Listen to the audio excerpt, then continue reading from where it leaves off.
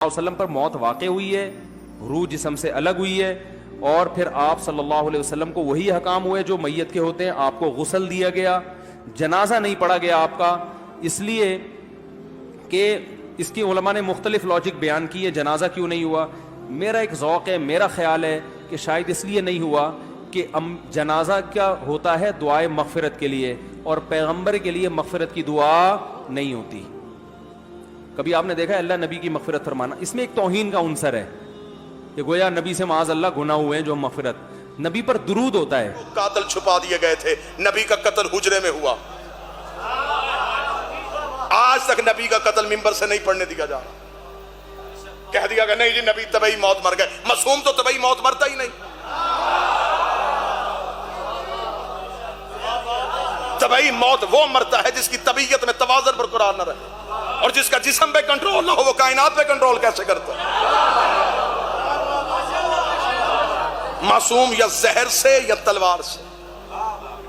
अगर पढ़ने वाली आंख हो तो सही बुखारी में लिखा हुआ आखिरी वक्त में नबी को दवाई पिलाई जा रही थी और नबी इनकार कर रहे थे, दिवा में शिफा होती।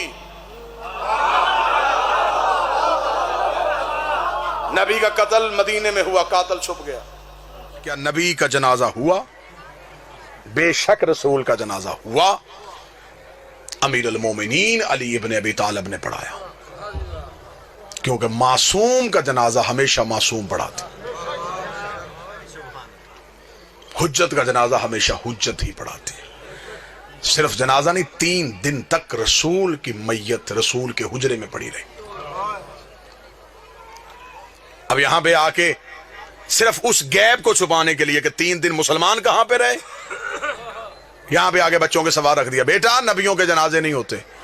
नबियों के जनाजे नहीं होते, नबी दफन तो होते ना भाई, दफन तो होते हैं। तो जनाजे में नहीं थे, तदफीन में कौन कौन था? दुख लेके अगर मेरा कोई अहले सुन्नत भाई है, मैंने पूरी मजलिस किसी के जज्बात को ठेस नहीं पहुंचाई, मैं मिन्नत करके कहूंगा, अगर ये लोग नबी के जनाजे में नबी की तकफीन में मौजूद थे, फिर मैं सही बुखारी मुस्लिम मिशकात तिरमिज़ी से वो हदीस दिखाने के लिए तैयार हूं। जब एक बहुत बड़े सहाबी ने आकर अपनी बेटी से पूछा था, मुझे बता नबी को कितनी चादरों का कफन मिला है। अगर वो लोग तकफीन में मौजूद थे, बेटी से सवाल क्यों किया गया? 3 दिन तक मुसलमान गायब रहे सकीफा बनी सादा में हुकूमत की तश्कील देने में। लोग हुकूमत की तश्कील देते रहे, और 30 दिन के बाद मौला अमीर अल मोमिनीन गए, एहतजाज तिब्रिसी में हवाला। 30 दिन मौला अमीर अल मोमिनीन गए, मौला ने जाके सकीफा में अपने नेज़े को गाड़ा।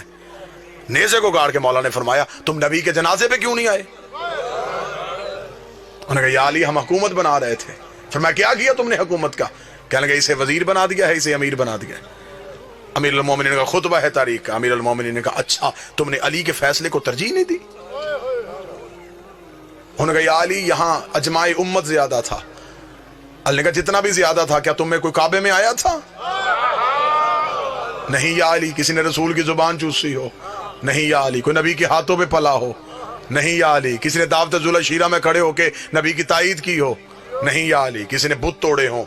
नहीं या अली, किसी ने हिजरत की हो? नहीं या अली, कोई मदीने में रसूल के साथ चलता रहा हो? नहीं या अली, कोई फातिह खैबर हो? नहीं या अली, कोई कुल्ले ईमान हो? नहीं या अली, कोई यसूबुद्दीन हो? नहीं या अली, कोई कायदे गरल मजल्लीन हो? नहीं या अली, कोई फातिह दरैन हो? नहीं या अली, कोई नुक्ता बाय बिस्मिल्लाह हो? नहीं या अली, किसी ने अंगूठी दे के विलायत खरीदी हो? नहीं या अली, किसी के दरवाजे पे तारा कमी बन के आया हो? नहीं या अली, किसी की बतूल जैसी बीवी हो? नहीं या अली, किसी का हसन जैसा बेटा हो? नहीं या अली, किसी का हुसैन जैसा बेटा हो? नहीं या अली, किसी ने नबी के हाथों अपना इलाने विलायत करवाया? नहीं या अली, इतना कहना था या अली घोड़े की जीन में बैठे। अली ने नेज़ा सकीफे से उखाड़ के कहा, तुम जितने भी ज्यादा थे मैं तुम्हें कह दूं, मैं भी निकाह से, मेरा बाप भी निकाह से, मेरा दादा भी निकाह से, हम निकाह वालों के बेटे हैं, गुनाह वालों के बेटे रहे।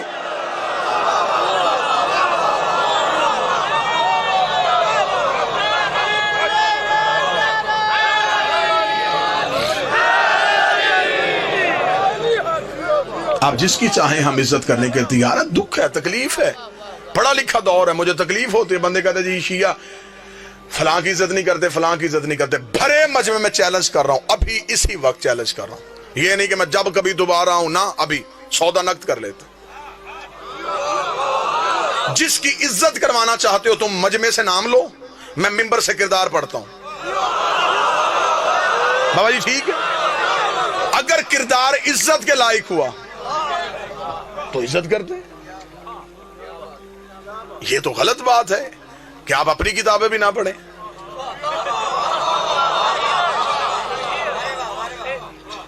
ہمارے اوپر دوہری ذمہ داری ہے, ہم اپنی بھی پڑھیں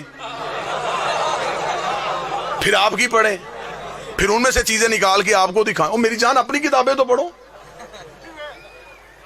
معیار کیا ہے دیکھیں قطن. یار ہم شیعہ اتنی محبت کرنے والے لوگ ہیں, جو گھوڑا نبی کے بیٹے سے وفا کر گیا ہم آج تک اس کی شبیہ بنا کے چوم رہے. کیا یہ محبت کی علامت نہیں؟ تو یہ ہو سکتا ہے کہ کوئی بندہ نبی کی اولاد کے کام آیا ہو, ہم اسے نفرت کر کے ہم نے جہنم میں جانا ہے؟ جی ہم صحابہ کی عزت نہیں کرتے. میرے اہل سنت دوست بھائی بیٹھے ہوئے ہیں, کون کہتا ہم صحابہ کی عزت نہیں کرتے؟ ہم حضرت بلال کی عزت نہیں کرتے, ہم حضرت سلمان کی عزت نہیں کرتے, ہم عمار کی بات نہیں کرتے, ہم حذیفہ کا ذکر نہیں کرتے. کیا یہ صحابی نہیں؟ پھر ہم اعتراض کرتے کہ آپ ان صحابیوں کی بات کیوں نہیں کرتے. ہم مجبوری پتہ ہے کیونکہ ان کی ہر بات میں علی کی بات ہے. معیار کیا ہے صحابیت کا؟ معیار کیا ہے؟ نبی کے پاس بیٹھنا صحابیت ہے. پھر اگر نبی کے پاس بیٹھنا صحابیت ہے تو پھر تو ابو لہب بھی بیٹھتا تھا. میں باتیں تلخ تو نہیں کر رہا.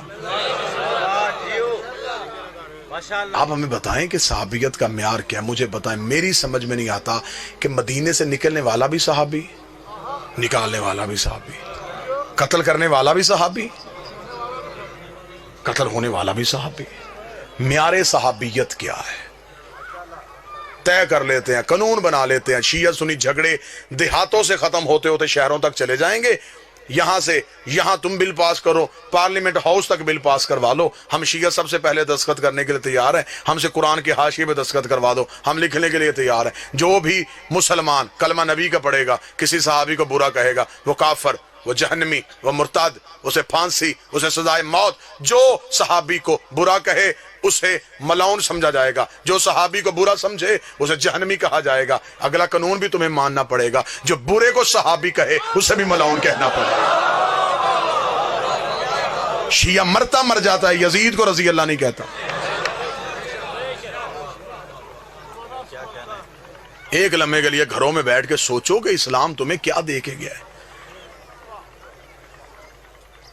کوئی مسلمان یہاں ہاتھ رکھ کے نماز پڑھا, کوئی یہاں ہاتھ رکھ کے پڑھا, کوئی یہاں ہاتھ رکھ کے پڑھا, کوئی کھول کے پڑھا. جو یہاں ہاتھ رکھ کے پڑھا اسے پوچھو یہ کیا؟ جی رسول یہاں ہاتھ رکھتے تھے, یہ رسول یہاں رکھتے تھے, یہ رسول یہاں رکھتے تھے, یہ رسول ایسے پڑھتے تھے. یہ کام دن میں نبی 5 دفعہ کرتے تھے.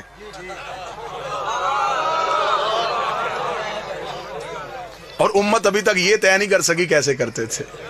غدیر تو ایک دن آیا تھا,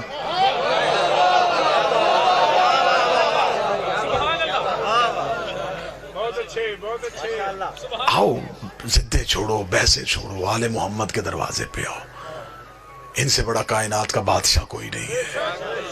نبی کے بعد وسیلہ یہ ہے, نبی کے بعد ہدایت کا سارا سلسلہ ان کے پاس ہے.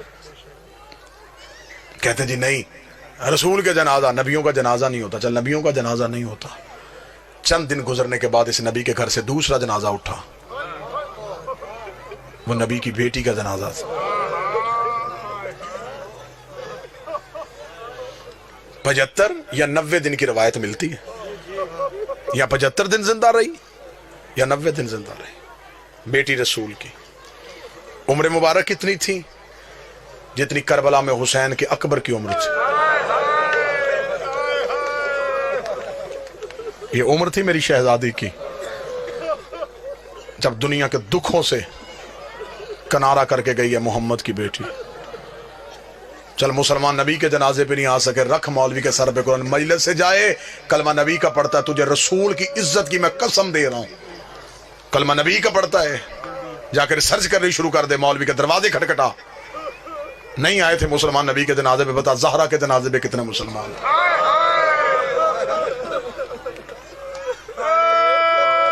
آدھی رات کو دفنا کیا ہے علی بطول کو.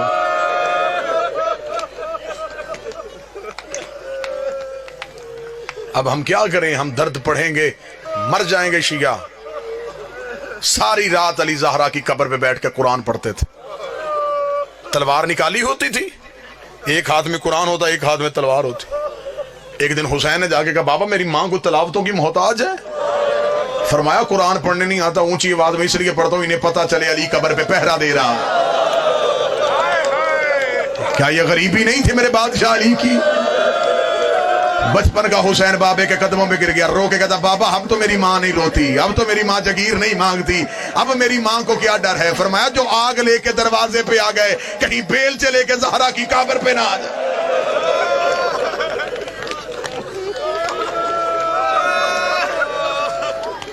رکھ مولوی کے سر پہ قرآن. تھوڑے عرصے بعد اس نبی کے گھر سے تیسرا جنازہ اٹھا.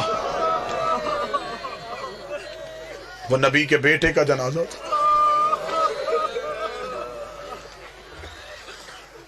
وہ نبی کے بیٹے کا جنازہ تھا. مجھے سر پہ قرآن رکھ کے بتا کبھی کوئی جنازہ گھر سے نکل کے پھر گھر آئے؟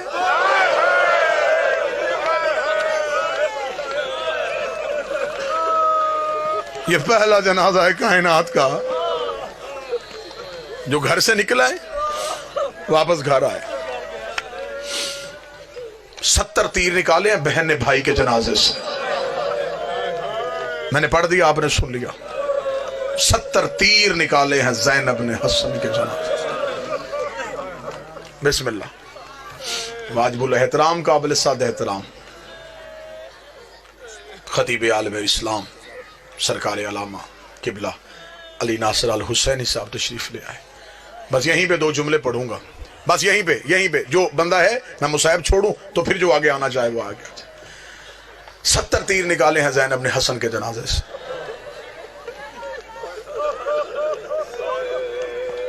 حسین نے اکبر کے جگر سے ایک برچی نکالی تھی. جس نے سینے پہ ہاتھ نہیں مارا اس نے اپنے آپ کو امیر سمجھا. حسین نے اصغر کی گردن سے ایک تیر نکالا تھا. زینب نے 70 تیر نکالے. آخری تیر بھائی کے جنازے سے نکال کے زینب رو کہتی حسین ایک دفعہ مجھے نانے کی قبر پہ لے کے جا. فرمایا کیا پوچھنا چاہتی ہے؟ فرمایا جا کے نانے کی قبر سے جا کے پوچھو نانا تو کہا کرتا تھا حسن میرا امیر بیٹا ہے, حسین میرا غریب بیٹا ہے. میں نانے کو بتاؤں گھر آ کے اپنے امیر کا جنازہ دیکھ, پھر مجھے بتا تیرا امیر ایسا ہے تو تیرا غریب کیسا ہو.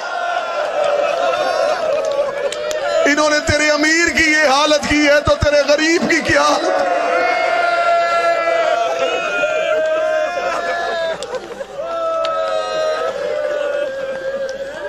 4 جنازے میں نے پڑھ دیے. سر پہ قرآن رکھ کے بتا 5واں تو امت نے اٹھانے نہیں دیا. 3 دن نہ کفن,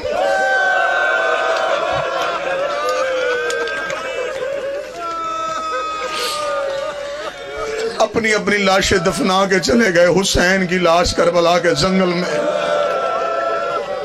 3 دن تک بغیر کفن کے پڑی. علامہ حافظ کفایت حسین اپنی کتاب میں لکھتے ہیں امت نے 7 حصوں میں حسین کی لاش کو تقسیم کیا. کسی کے ہاتھ حسین کا امامہ آیا, کوئی حسین کی عبا اتار کے لے گیا, کوئی حسین کی قبا اتار کے لے گیا.